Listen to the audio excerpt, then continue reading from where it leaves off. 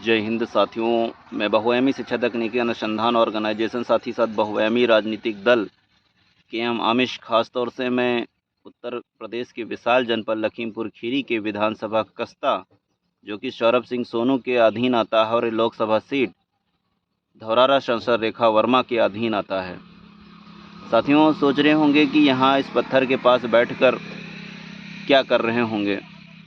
साथियों, इस गारंटी योजना का नाम मनरेगा रखा गया है, जो कभी नरेगा हुआ करता था।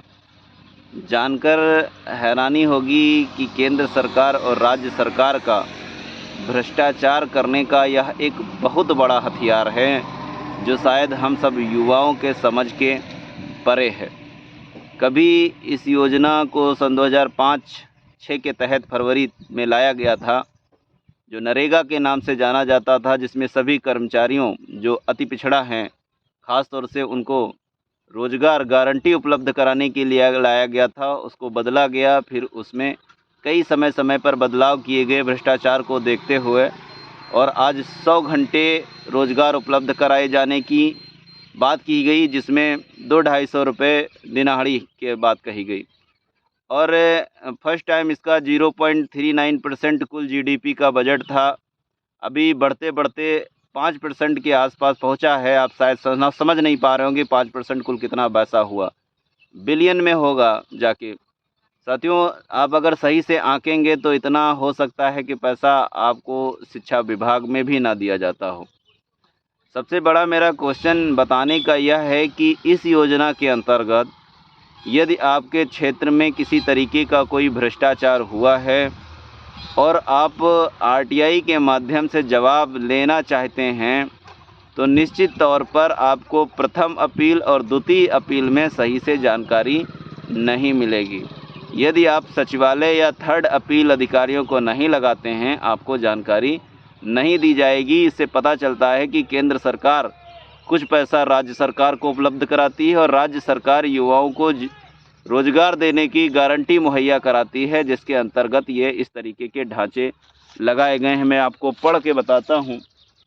ये लिखा है, महात्मा गांधी राष्ट्रीय ग्रामीण रोजगार योजना 2005 में लागू है, जिसको मनरेगा कहते हैं। वर्ड लगा हुआ है वर्ष 2022-23। ग्राम पंचायत अबगांव विकास खंड मितौली जिला खीरी, इसमें विकास खंड BDO भी शामिल होते हैं और ब्लॉक प्रमुख भी शामिल होते हैं, जो भ्रष्टाचार में लिप्त रहते हैं, और कहीं ना कहीं से विधायकों का भी हस्तक्षेप होता है।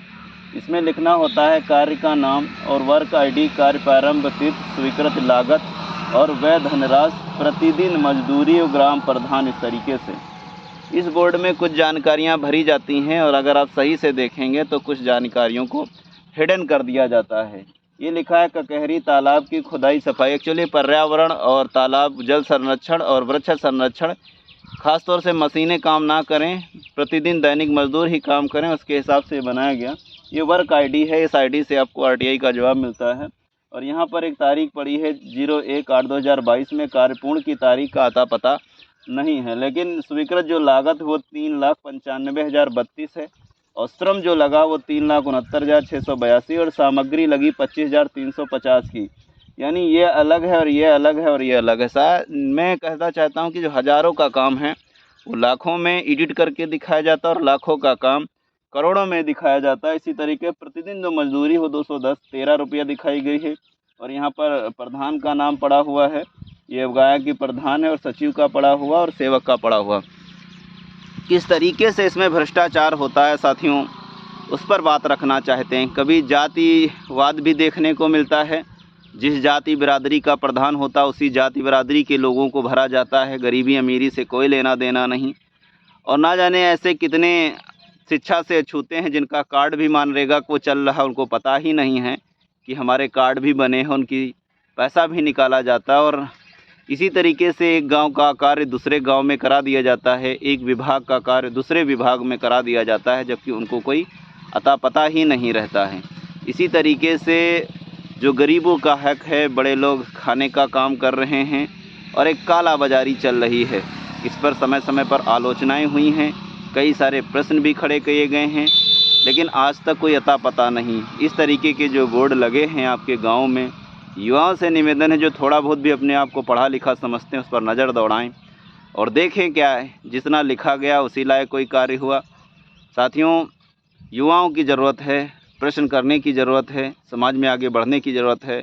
मेरा पुनः सरकार से मांग है, यदि आपको बजट ही लाना है तो शिक्षा में लाइए, ताकि विज्ञान तथा प्रौद्योगिकी को सक्षम बनाया जा सके और हम हर एक समस्या का निर्णय स्वयं लेने में कारगर हो सकें। बहुत सारी बातें रखनी है, निवेदन करिए, चिंतन मनन करिए।